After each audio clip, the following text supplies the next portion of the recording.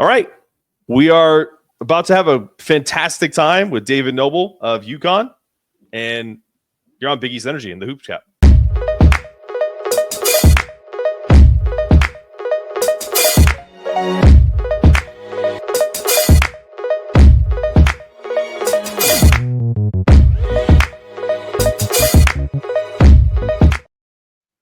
Welcome back to the Hoops Cap Pod, presented by Big East Energy. Today's episode features that gentleman right in your screen here, David Noble, who isn't just part of UConn's story. He's helping shape the future of where UConn is going. David is the founding executive director of the Worth Institute at UConn, a creative force behind some of the university's most impactful entrepreneurship and storytelling efforts. And honestly, I can't find anyone that would say a bad word about you. You're very well liked, David. You know.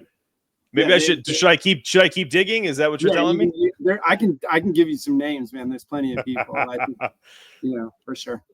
No, I say that because you've had a guy that is a good friend of mine now, Aaron Torres, on your show, and UConn alum and part of my industry and everything that goes with it. But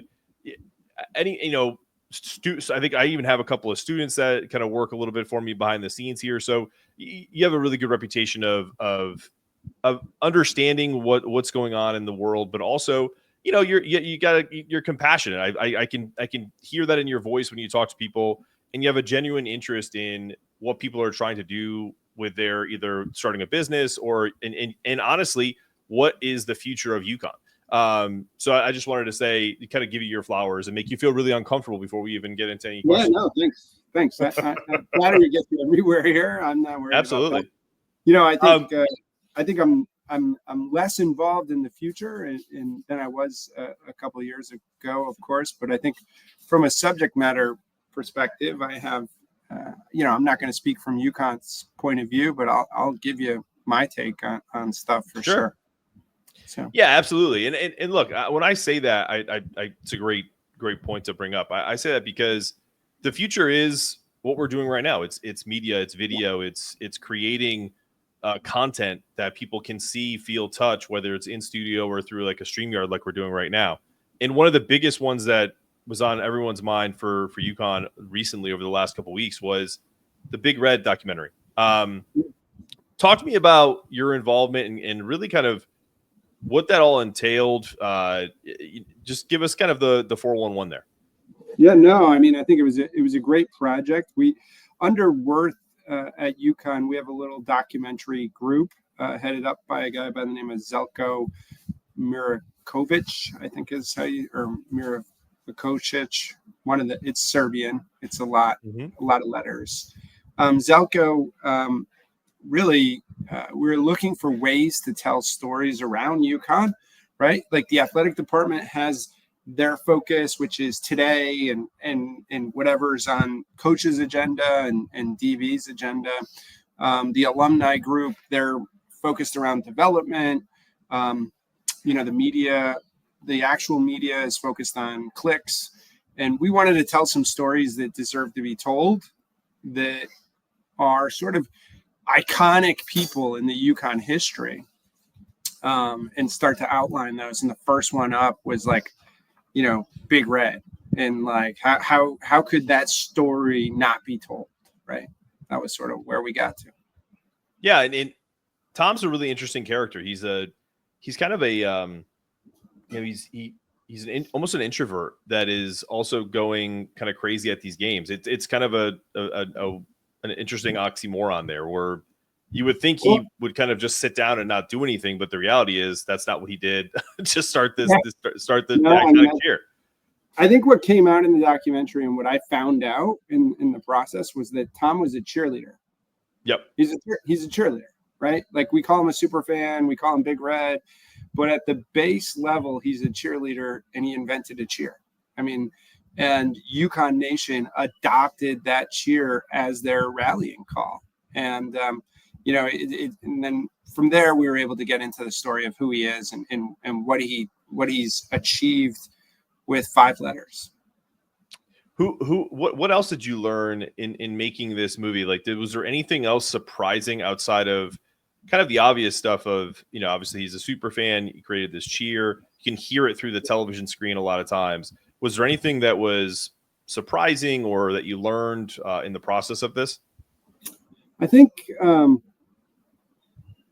what really kind of blew my mind was some former athletes were so in tune with that chant and who did it and who Tom was and all these pieces. And some were like a little bit like, oh, there's a guy, Right. And that's really why the story needed to be told, that even the athletes who feel the energy as you're going to timeout or as you're going to a whistle, they needed to know more about who he was. And I thought that was interesting because for me, I would have had, if I was sitting I would have sat on the bench, of course, I wouldn't have played, but if I was sitting on that bench, that would be like something every time, where did that come from? And I think it's part of UConn came out of nowhere, right? Like Stores came out of nowhere and that chant kind of came out of nowhere. And I think it sort of, that was the impetus behind the story. And we wanted to make him feel good as well about what he's contributed to this team and to this university. The documentary shows Scott Burrell being one of those guys. That, which player, was there another player that was not in the documentary that it was kind of like, wait a minute, there's like a guy who started all this that you were like, oh, you don't hear it. Like, I'm curious. Yeah, no, there's a lot of them. They probably don't want me to call him out by name on that one, but like even just talking with Emeka, it was like, oh wow, look at this, really getting into the details as a guy that does get into the details. We've probably shot now, I don't know, maybe 7 or 8 former players and Coach Moore as well. Just in total. And we ask a lot of the same questions, even if it wasn't in that particular documentary, we've got answers and stories, and we're trying to build out, a digital legacy of these guys' stories. So, that Tom was the first one up, sort of the head cheerleader, the grandfather. And I think Andrea really, really crushed her interview. Oh, yeah. Was my take. So. Absolutely.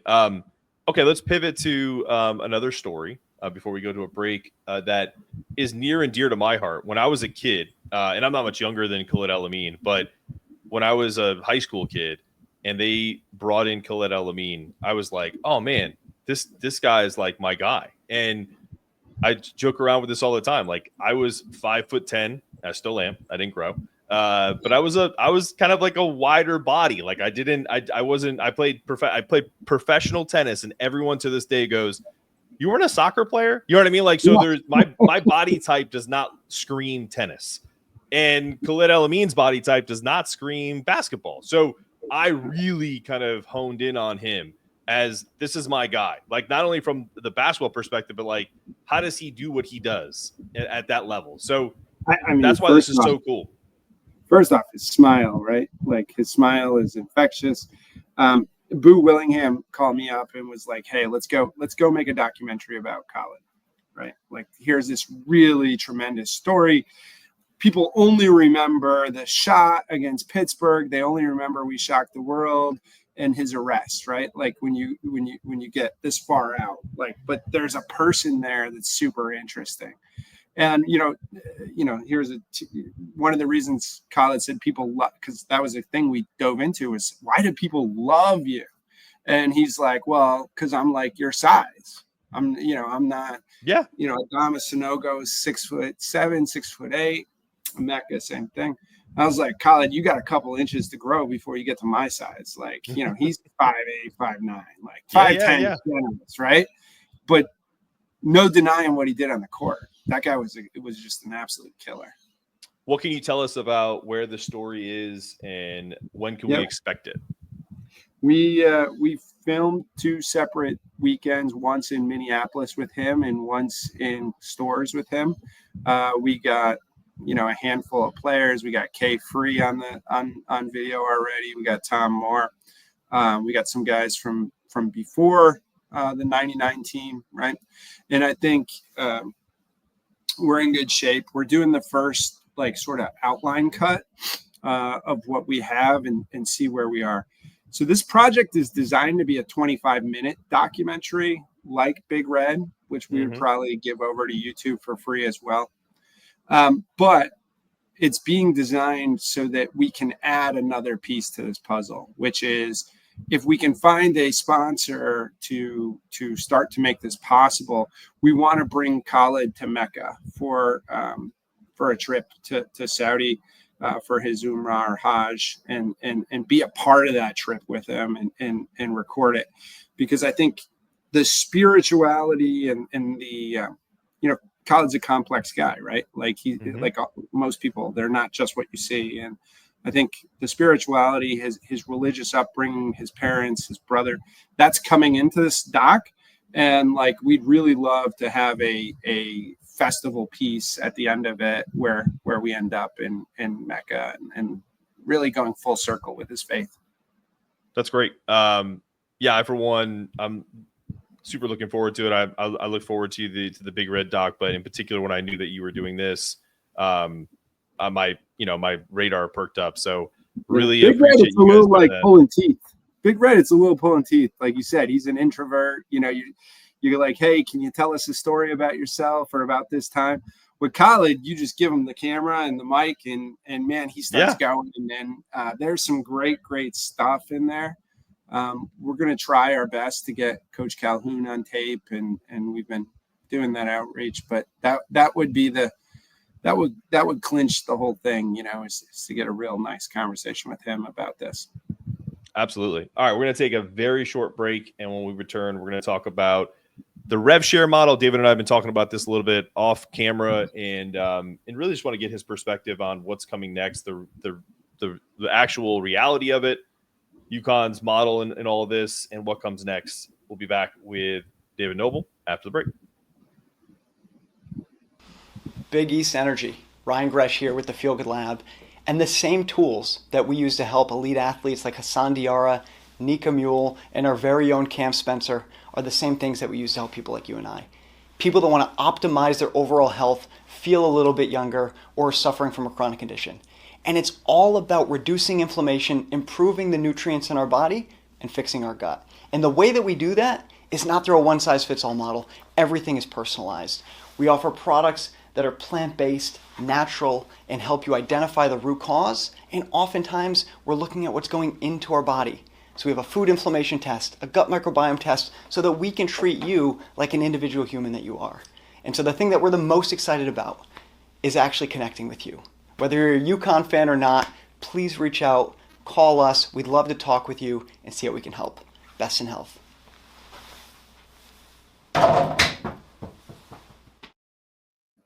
All right, we're back. That only took Ryan, I think he told me 3 takes to make that shot at the end. So we always got to give him some sure love. He missed it a few times. It might be 30. It might be 30.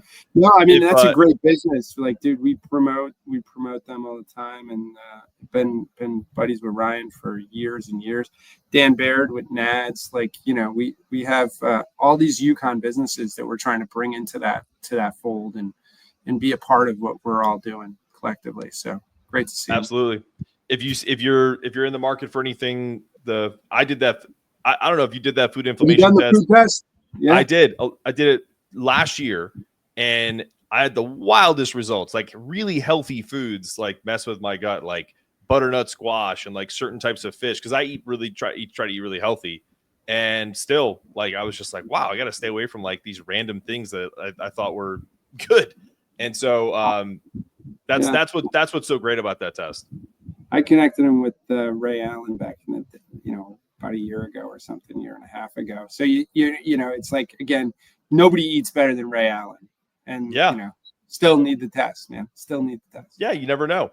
But yeah, if you go to Feel Good Lab, and you get a few things, use Big East Energy promo code for 15% off at checkout. It's scrolling across the screen right now. But just remember, Big East Energy, 15% off at checkout. All right, David, we had a little text conversation a while back about this whole rev share, and I'll set it up. I was having a conversation with a buddy of mine who coaches.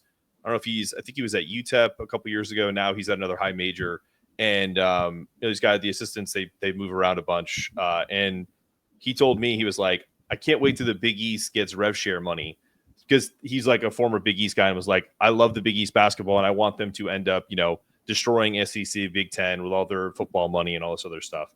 What part of that logic is right or wrong based off of what you're seeing with this whole House settlement? Yeah, I mean, I think a lot of it is wrong, is my take. We'll see. People get the chance. I think athletic departments, athletic directors, generally administration want it to be right because it would create a certain amount of certainty. It's right. Terrible choice of words that I use, but certainty. It allows them to understand what they're doing. Maybe there's a $20 million cap. They don't have to worry about name, image, and likeness, all this stuff. But like legally, this stuff is complex. You're not going to be able to limit what a player earns. So, I mean, I think if you do a rev share and there's a max number, you're just creating a floor for player payments. You're not creating a limit. You're not creating a ceiling. You're creating the floor. That 20 million is going to get spent more or less if you want to be in the game. And then I think we look at Oregon today. I think their team costs 40 million, right? So talking about the basketball team? Football team. So okay. 40 million on the team, 20 million rev share. It just doesn't add up. The NCAA hasn't won a lawsuit in 10 years. It's not going to win a lawsuit. It doesn't have an antitrust exemption. It's illegal to tell someone they can't make money. Right. And it's called slavery before. The previous model was slavery. Now they're having to pay billion. Like, my question is, why are they paying this? I would just declare bankruptcy. Like, the NCAA has no ability to regulate. And so to me, it's bonkers. Absolutely bonkers that they're going to pay this money out. So do you think that there's ever a way where they go more towards, forget about the NCAA, like the NCAA essentially disbands, right? Yeah. We still have college athletics, and it's this essentially the organizational model that is in Europe, right? Where you have these towns that have these teams, and there's a general manager, much like Tom Moore, and I spoke with him on Sunday, and the coaches, and it's a separate thing.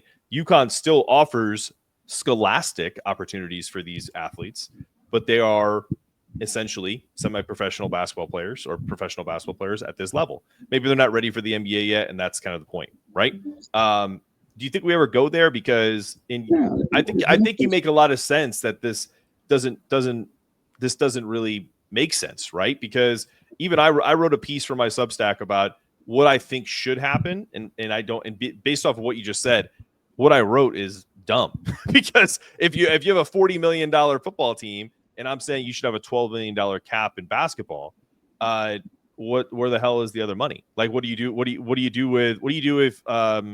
if you're Michigan and you have a football team that just won a national championship? So like that part of it, I was just talking from if you could cap it, right, you'd have to have collective bargaining like the NFL, like the NBA. Right. The reason they can do that is because Congress and the president has given them an antitrust exemption. Right. If UConn was up, if this came to vote, and Chris Murphy or whatever the other guy's name is in Connecticut, Dick, what's his name, Blumenthal. If the two of them, if they ever voted for something that didn't force UConn into a major Big Ten conference play, I would be coming for them every day, right? Because think about it. Like, this is your one leverage point to better your state university athletic department. The one chance you have is when this vote comes. I don't think there'll ever be a chance that we'll be able to agree in Congress. I just don't see it on an antitrust exemption. And so until then, I think all of this is nonsense. You have a unregulated system where the people that pay the most will win, and it's going to be tough to keep up with BYU. Like, crazy, right?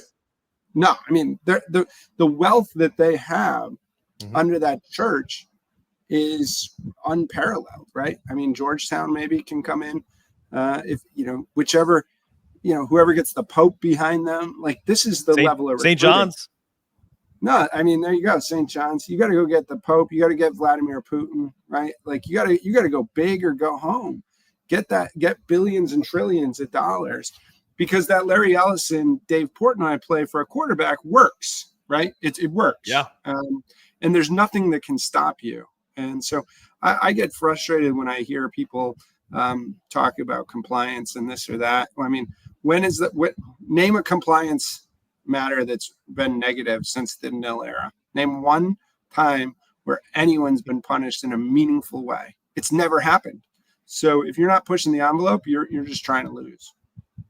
Yeah, no, it's a great point. I feel like for me, since we had that text conversation, it felt like probably feels like a year ago, but it was only like a couple weeks ago, and it just feels like every my perspective has changed so much because you're right. Like I know that it's not always going to be the highest bidder gets the best team, but if you can continually throw large sums of money at players to come play for you, it's inevitable that you're going to have a really good team. Hey, look at the Dodgers in pro sports. They keep spending the most money and they keep dominating every year. It's really not rocket science there. But there's no guarantee you win the championship, right? Right. Absolutely. I think what you saw in 23 and 24 at UConn was a very smart spend of money, right?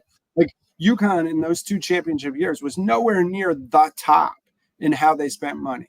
And Cam Spencer was not the highest paid portal player by a mile, right? But he was a legitimate guy that we needed to win, and he was paid what he needed to be paid to come to UConn. Sure. And I think if you look at it and you go back to like the Arkansas game in Vegas, and you see like the kids for Arkansas didn't even care that they just got, I don't know if I can swear, but they got their ass kicked. I mean, UConn ran them off the court, and they could care less. They were just worried about getting back to the casino. I mean, and so you have those aspects with money. They're now immature professional players, right? That's what we have. 18, 19, 20-year-old professional players. What are the positives of NIL? Shabazz Napier situation. I mean, Nate Miles situations are mitigated, right? Like go back. Some of these guys that got arrested stealing stuff, selling stuff. I'm working on a documentary with Terrell Pryor on the OSU 2-5. That's a joke. And right. part of what we're doing with that documentary is I'm saying like we should not be trusting the NCAA with our children. We should not be trusting athletic departments to do the right thing. I mean, at UConn, we got a great athletic director, all that, but overall, they shouldn't be the end all be all of student health wellness. It's just student athlete wellness and financial or otherwise, because they've proven time and time again to be incapable of that responsibility. I mean, that Ohio State story is amazing. Jim Tressel, now the lieutenant governor of Ohio, lost his job. So, I mean, I think there was a lot of bad stuff that happened. And I think a lot of old white people look at college sports and go, it should be that way. Well, it's not fair. It was horrible what we did. We made billions and billions and billions of dollars on the backs of very poor kids, just trying to build a life. And I think that's why name, image, and likeness exists, because it's right. And every other person in the world has the ability to do that. I don't disagree at all. And I think I see it every day in my YouTube mentions or social media mentions when we put out shows. And it's just like, oh, I miss the old days when, guys would just come to get an education and all this other stuff. And it's just like, well, I mean, there used to be CDs and tape recorders too. We move on. Exactly. Kevin Freeman talks about having to rush home after the '99 championship to work in the mills, like at his home. That's amazing. Mom can pay rent. Parents can go to games. Buying a guy dinner is like, can you imagine in '99 you would have been kicked out of, you would have been never allowed near another student athlete if you bought Khaled a dinner after winning a national championship or more importantly, beating Pitt that time, right? Like these things, they should be allowed. But it's also hypocrisy, because I was a student athlete. I played tennis at Sacred Heart. And I'll never forget coming back from a match. I think we were playing somewhere in Poughkeepsie, probably playing, what's the school in Poughkeepsie? Am I losing my mind? Yeah. Marist, playing Marist. And so we're driving back from Marist, and I'm looking at my bank account. My parents didn't make a lot of money, and I didn't really have a lot of expendable income. And I was just like, shit. And one of the assistant coaches, I won't name him, really was a wealthy guy. And he like slid me some money and was just like, hey, go have a good time this weekend. Don't go crazy. And I was like, wow. Like it was a couple $100. So it was like one of those things where if I was a basketball player, I would have gotten some trouble. You don't think that happens for like lacrosse, like all the Olympic sports? Sure. If you have a wealthy donor, if you have a wealthy person that is involved, you get a little extra money here and there. Yeah, and we're seeing the evening of the playing field too. Where the SEC is not able to just stockpile players in football, and right. These things are happening now. And like when I look at UConn football, there's a real compelling, here's your quality of coaching staff, here's your playing time, right? And you're going to play on TV every game. You're going to play. Those combinations is why you see UConn rising in football right now. Yeah. It would never have been able to happen under the old system, right? It just wouldn't have. So the transfer portal helps. And you use the word hypocrisy, and it's like, well, we've seen coaches do terrible things to kids, right? Like for years and years. I mean, Randy Edsall getting on the plane and going to Maryland was, a pretty sad thing for us at UConn, the way it happened. And I think how about the situation at Baylor with that guy Dave Bliss, who is essentially covering up a murder? Like, what is going on? It's wild. So I worked at Texas Tech for a little bit. Like we had some situations down there. It's just wild what was allowed from coaches, but not allowed for players. And I think that's the other piece. So I'm glad we're at the place where we are. I think it figures itself out, but my gut tells me we have a free market, laissez-faire, one of the purest unregulated markets in the whole world. And like, if you want to win, bring some dough. Like, it doesn't matter what sport either, right? Baseball, softball, volleyball. Like those championships are out there for $500,000 to $1 million. You can start to really move the needle and be the man or woman behind a national championship program. And having been involved in a couple now, it's kind of an exciting thing, and I can see the value transfer there. Last question on this, and then we'll pivot to the last segment before we let you go.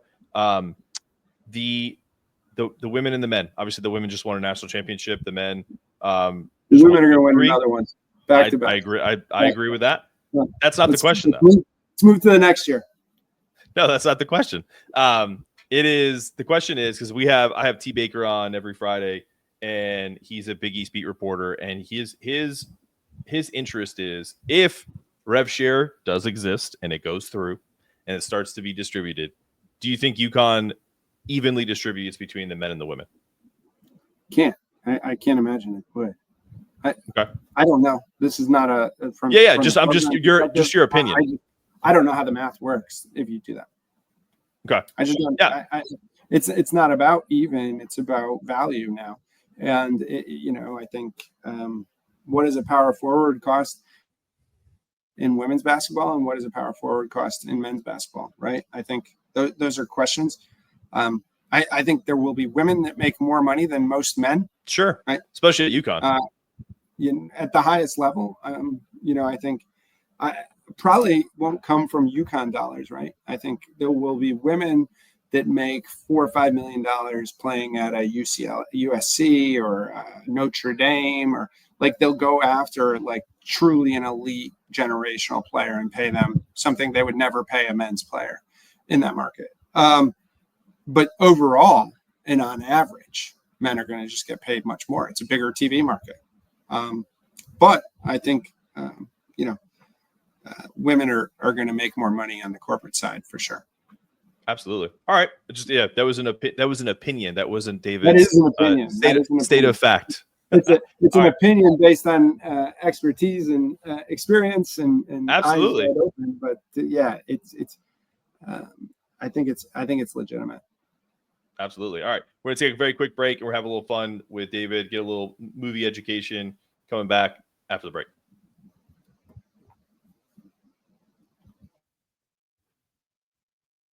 Like I said, very quick break. We're back with David Noble. David, first off, before we even get into this silly game that I want to play with you, tell people about your show. I listened to your podcast. I listened to a few episodes getting ready for this interview. So tell people where they can find it and, just all about it. I think anywhere you find a podcast, you can get it at David Noble's Show. Also, every social media platform at David Noble Show. We're just trying to have some fun, educate people, bring people into the UConn network, right? That aren't traditionally there, and also promote people that are in the UConn network. And like yourself, hopefully we'll get you on the show at some point. And I think that's really the goal, is to make new friends and have interesting conversations. I'm not a highly focused person, so my show's not highly focused. So, one episode might be for you and the next might not, right? But I think we're learning a lot about the process, learning a lot about the analytics, just trying to understand what goes into it, what goes out of it, and understand it at a higher level so that it's not like, oh, it's one thing to talk about. So I hate teachers that talk about things that they've never done. That bothers me. So, I try to do it and have a little fun. All right, there it is. You got to check out the David Noble Show. Anywhere, YouTube, anywhere you get your podcasts. Spotify, Apple, everywhere. My goal, my stated goal, shared, this is the scoop here. My stated goal will be to interview every woman that starred on the Gilmore Girls. And so I have Emily Gilmore, the grandmother, coming up, Kelly Bishop. And so I'm going to work right down that list. I think I can get 5 out of the 6, but Melissa McCarthy is going to be tough. Yeah, that might be tough. That's okay. What is am I miss? I think I'm probably putting one actress. Is Carrie Russell in Gilmore Girls, or am I thinking of something? She is not. She is not in Gilmore Girls. It's she is. She's great though. I may try to track her down because I like that show Diplomat. You watch that show? No, I heard it's good though. Check it out. Yeah, it's pretty good. All right, so let's. I want to jump into this. No Carrie Russell. Let me jump into this then. I'm not just going to talk about documentaries, but I'm going to start with that. If there's a documentary that you like, if either you're teaching or someone says, what is one documentary I have to watch, change your life, whatever, on any subject, what would it be? Thank You for Smoking. Thank You for Smoking? Yeah, I think so. The McDonald's one also. Like when you start to see how Super Size Me? Yeah, Super Size Me. When you start to see how horrible American business is and how it's run. Now that I'm thinking about it, I think Thank You for Smoking isn't even a documentary. It's a mockumentary. No, it's a movie.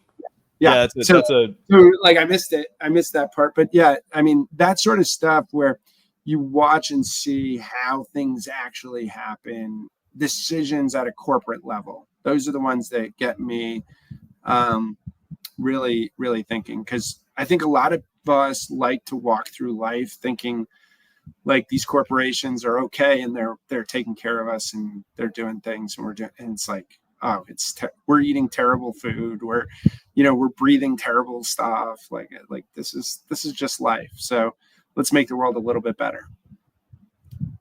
Well said. If you, I don't know if you've asked, you might have, because you're making movies here. Bill Murray, there's a documentary that I absolutely love, and it's the Bill Murray stories, life lessons learned from a mythical man. And it's just director Tommy Avalone. Yeah. Have you seen that? No, I haven't. Now I'm going to have to watch it. David, if someone asked me that same question, I'm saying that because it's about an hour and 10 minutes. And when you're done, all the things you just said about how you should feel shitty about American companies, you feel great. Like it's the opposite. It's like, it just makes you feel, because Bill is like, if I was at the game way up in the press row. I was relegated to all the podcasters and writers who aren't worthy of front row seats. And so I'm in the boondocks, but then they show Bill Murray and all the fan bases that were there. Duke, Florida, UConn, whoever else, I forget who's still in the building. but especially the Duke fans. I didn't see one person boo Bill Murray, and he's wearing a UConn shirt. Yeah. I mean, is there a more universally loved figure in the ever, like in that realm? Nah, I mean he's something. He's something. I got a great picture going into Houston. I was taking a picture just going into the thing, a selfie going up the stairs. Yeah. And I didn't notice, but two people behind me is Bill Murray holding this baby, one of I think it was Luke's children at the time. And so like it was amazing fun to run around with him for a couple of months, 2 years in a row. But I'm gonna have to watch it. I've never seen it. So here's the weird thing. I don't know much about basketball. I don't know much about movies, like documentaries. I get involved. I do them to learn, right? So like I learned about basketball through name, image, and likeness. I'm a hockey player. Hockey was my sport, and so I still to this day cannot figure. And I swear, not a single referee knows the difference either between a charge and they don't. You know, I'm like, that's not. No, I got into a fight with Gino's wife one time because she couldn't tell what a penalty in hockey was, and I'm like, well, basketball, it's even worse. It's totally arbitrary. So like, I'm learning documentaries behind the camera for the first time, and it's a lot of fun. I mean, but I don't spend a huge amount of time watching sports, and I don't spend a huge amount of time watching TV. But you literally just brought up Gilmore Girls, and I don't know. Oh, yeah. Yeah, well, yeah. I mean, they're a Connecticut TV show, probably one of the biggest shows based in Connecticut. So I mean, okay. What about? I got a Connecticut podcast. So like, what about Who's the Boss? That's a good point, but that's in Greenwich. Greenwich really Connecticut. I mean, I think but it's still Connecticut. Yeah, it's a big one. Who's the Boss is a great show, but you're absolutely right. You won that, but Gilmore Girls is in a resurgence right now of popularity. I mean, come on now. I think Tony Danza and Judith Light are still alive. Can we get them in a reboot? I can ask. That's about all I can do, man. Do it. No, I've yet to do anything that's scripted, and that's where I want to get to eventually. Personally, like I want to do scripted work is like, you know, that's the top of the line. You know, and there's some great alum doing stuff like Game of Thrones. You know, one of the credited writers on Game of Thrones is a UConn alum, and there's guys doing stuff, and so just learning from them and how do we bring this back to Connecticut? How do we do more production in the state of Connecticut? It's economic development, right? I mean, that's how I view it. So each of these medium interact, and I just want to understand how they interact at the base level to be able to help people do more meaningful things. But I'm not a huge consumer on the other side. I got you. I got one last thing for you, and maybe we can clip this and send it to him. Have you had a conversation with Bobby Moynihan about maybe coming on, because he's a UConn alum, SNL guy? No, I haven't. One of my students has, you know, and she's been on the show a couple of times. She hasn't talked to me about coming on my show. I'm more, if Bobby wanted to come on the show, he could come anytime he wanted, for sure. Mine too. Yeah. And I'll even film in LA for him. But I think the reality is I'd rather he help out a couple of students at UConn when they need help trying to break into entertainment than come on my show, right? And I think, and then I'll catch the kids on the other side. And so I think 2 months ago we went and saw him do improv in LA with a number of UConn students on a trip out to do some career development, and it was really cool. I mean, there he is. I mean, he's just. It's one of those things you forget. Like, you could be in Fairfield Way 1 minute and next minute you're on Saturday Night Live. Simple stuff. All right, man. Well, listen, it was great to have you on. I really appreciate you coming on the Hoops Cap. Been trying to get this done for a while, but I'm glad we were able to do it. You got any other parting words for UConn faithful before we head out? I think some of the documentaries that are going to be relevant coming up, we're going to have one on Peter Worth. So the name on the building, right? Like, in our institute, people don't know who he is. They don't know that he didn't really go to UConn, etc.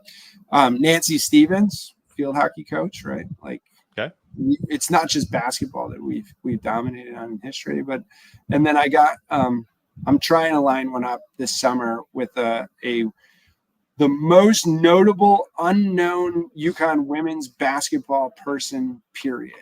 And I think if she agrees, we will have quite a documentary. So there's only one person that has 12 national championship rings, not named Gino Auriemma or Kristen Daly. Wow. What a tease. I like that. Yeah. All right. Well, we'll catch you real soon. And again, this is another episode of the Hoops Cap. Make sure you check out David Noble wherever you find his podcasts. Let's get it. Let's get it. Let's get it. Let's get it. Yeah. UConn, baby. Home of the champions. Let's go.